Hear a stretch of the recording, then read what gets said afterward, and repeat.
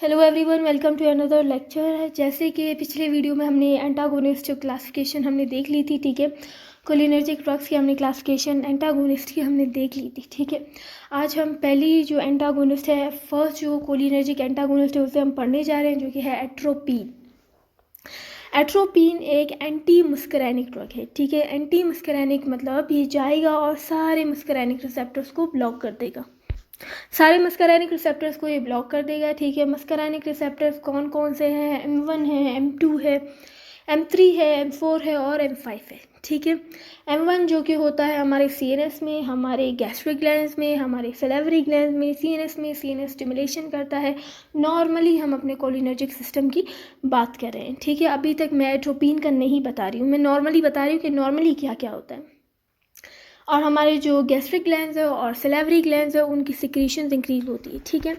और अगर हम बात करें M2 रिसेप्टर की, वो हमारे हार्ट में और ब्लड वेसल्स में होती है। हार्ट में वो हार्ट रेट को डिक्रीज़ कर रही होती है ना, और ब्लड वेसल्स में वो वेजो डायलेशन करवा रही होती है। M3 रिसेप्टर्स हमारे स्मूथ मसल्स में होते हैं, ग्लैंड्स में होते हैं। स्मूथ मसल्स की कॉन्ट्रैक्शन करवा रहे होते हैं, और ग्लैंड्स की सिक्रीशंस इंक्रीज हो रही होती है। M4 और M5 अभी तक ये इतने अच्छी तरीके से स्टडीड नहीं है, ठीक है।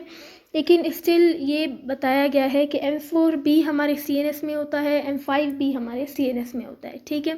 M4 जो कि CNS इनहिबिशन करता है, M5 जो कि CNS स्टिमुलेशन करता है। इस पर ऑलरेडी एक वीडियो रिकॉर्डेड है, आप जाके देख सकते हो रिसेप्टर्स की लोकेशन पे।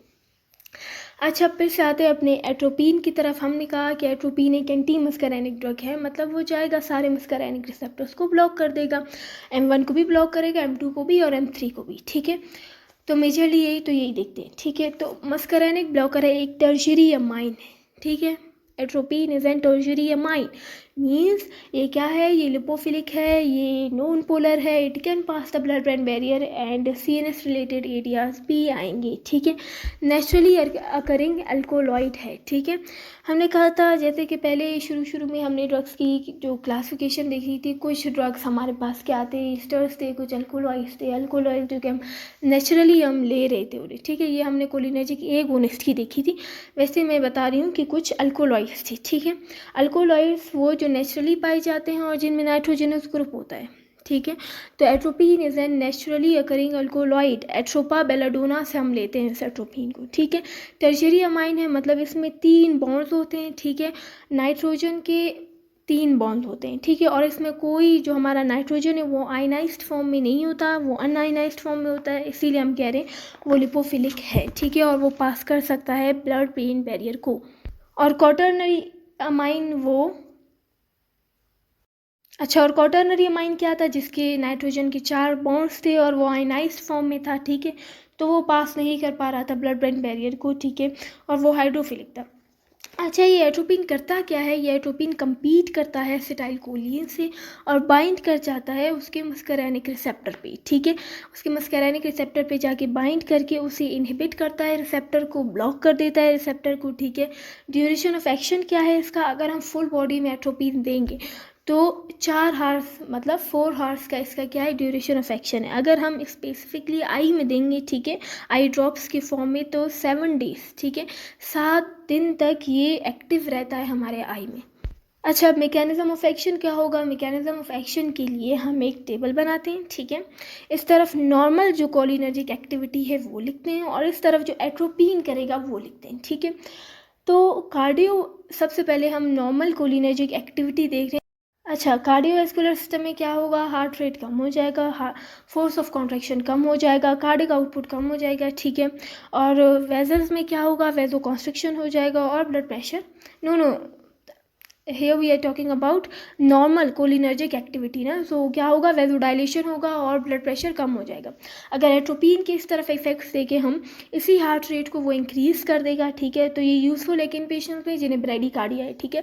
ब्रेडिकार्डिया के पेशेंट में ये यूज़फुल है, ठीक है। ये हार्ट रेट को इंक्रीज़ करता है, और secondly it will constrict the vessels, ठीक है, और ब्लड प्रेशर को ये इंक्रीज़ करेगा। अगर आई में देखें तो वहाँ पे क्या हो रहा था, प्यूपिल कॉन्स्ट्रिक्ट हो रहा था, ठीक है, मेयोसिस हो रहा था। यहाँ पे क्या होगा, प्यूपिल डायलेट होगा, माइड्रेसिस होगा, ठीक है। फिर यहाँ जो कि हमें यूज़फुल है बहुत सारे इंट्राक्यूलर सर्जरीज़ में, ठीक है, वहाँ पे एकोमोडेशन स्पाज्म हो रहा था, ठीक है। यहाँ पे क्या होगा, लॉस ऑफ एकोमोडेशन होगा, जिसे हम कहते हैं साइक्लोप्लीजिया, ठीक है। That help in fundoscopy. Fundoscopy क्या होता है, रेटिना का जो एग्जामिनेशन होता है ना, उसे हम कहते हैं फंडोस्कोपी।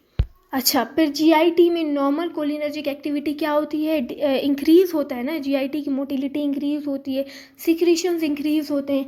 लेकिन यहाँ पे क्या होगा, जीआई मोटिलिटी डिक्रीज़ होगी, ठीक है, लेकिन सिक्रीशंस पे इसका कोई इफेक्ट नहीं होगा, सही है।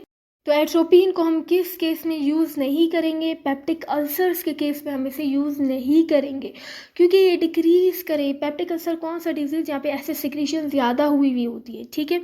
तो यहाँ पे क्या होगा, अगर मोटिलिटी डिक्रीज़ हो जाएगी तो जो एसिड है वो ज़्यादा देर तक रहेगी, उसकी जो वो इम्पिटिंग है, ठीक है, स्टमक की, वो स्लो हो जाएगी, जिसकी वजह से जो हमारे अल्सर्स है वो इरिटेट हो जाते हैं। इसीलिए क्या है कि ये जो पेप्टिक अल्सर्स के पेशेंट्स हैं उन्हें एट्रोपिन नहीं दिया जाता, क्योंकि वो डिक्रीज़ कर देते हैं जीआई की मोटिलिटी को। लेकिन हम इसे यूज़ कर सकते हैं, जीआई की मोटिलिटी को डिक्रीज़ करने के लिए हम इसे यूज़ कर सकते हैं। लेकिन किस केस में यूज़ नहीं करेंगे, पेप्टिक अल्सर के केस में यूज़ नहीं करेंगे। दूसरी बात, नॉर्मली सिक्रीशंस पे क्या इफेक्ट है, इंक्रीज़ हो रही थी लैक्राइमेशन, इंक्रीज़ हो रही थी स्वेटिंग, ठीक है।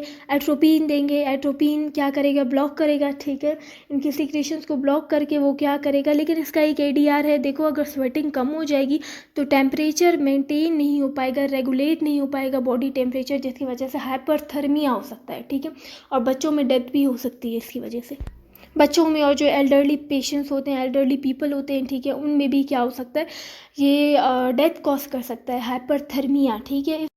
ये पता है क्या करवा देता है, ड्राई सिंड्रोम हो जाता है इसकी वजह से, इंक्रीज ड्राइनेस, ड्राई माउथ हो जाता है, ठीक है। इसीलिए एट्रोपिन इतना यूज़ नहीं होता। यूजेस कहाँ पे है, यूजेस सिर्फ आई में इसका यूज़ होता है, ठीक है, वो भी माइड्रेसिस करवाने के लिए, इंट्राक्यूलर सर्जरीज़ के टाइम, साइक्लोप्लीजिया के लिए, ठीक है, फंडोस्कोपी के टाइम, इसके लिए अभी इतना यूज़ नहीं होता। अभी आई में भी इतना यूज़ नहीं होता, क्योंकि वो एक्टिव रहता है 7 दिन के लिए आई में, ठीक है, इतना ज़्यादा ड्यूरेशन इफेक्शन है, इसीलिए इतना यूज़ नहीं होता। इससे अच्छे अल्टरनेटिव्स हैं हमारे पास, जैसे कि साइक्लोपेंटिलेट है, ट्रोपिकामाइड है, ठीक है, उसे ज़्यादा प्रेफर करते हैं। इसके अलावा इसका ये एक एंटी स्पाज्मेटिक है, तो जीआई स्पाज्म में यूज़ होता है, और ब्रेडिकार्डिया में हम इसे यूज़ कर सकते हैं। ये एंटी सिक्रीटरी है, इसीलिए हम क्या करते हैं, इसे इतना अभी वाइडली यूज़ नहीं करते, ठीक है, क्योंकि इस पर सिक्रीशंस क्या हो जाते हैं, डिक्रीज़ हो जाते हैं, जिसकी वजह से हाइपरथर्मिया हो जाता है। तो क्या है, और ये कहाँ पे यूज़ होता है ये, क्योंकि जब एसिटाइलकोलिन की एक्टिविटी ज़्यादा हो जाए, पॉइजनिंग हो जाए ना नर्व गैसेस की, और या फाइसोस्टिग्मीन या ऑर्गेनोफॉस्फेट्स की, इनकी जब पॉइजनिंग हो जाए तो उनके इफेक्ट्स को रिवर्स करने के लिए हम एट्रोपिन देते हैं, ठीक है, एज एन एंटीडोट। अच्छा, अब एडीआर्स क्या होंगे, ये कार्डियोवैस्कुलर सिस्टम को कुछ ज़्यादा ही इंक्रीज़ कर सकता है, मतलब हार्ट रेट को ज़्यादा इंक्रीज़ होके क्या करवा सकता है, ट्रैकीकार्डिया करवा सकता है, ठीक है। एंटी सिक्रीटरी है तो हाइपर थर्मिया हो सकता है, ठीक है। ड्राई माउथ है तो क्या होगा, जीरोस्टोमिया हो सकता है, इंटेंस माइड्रिएसिस और साइक्लोप्लीजिया होके, ठीक है, अकोमोडेशन का लॉस होके क्या हो सकता है, ब्लड विजन ये कॉज कर सकता है। ये इसके क्या हुए, एडीआर्स हुए।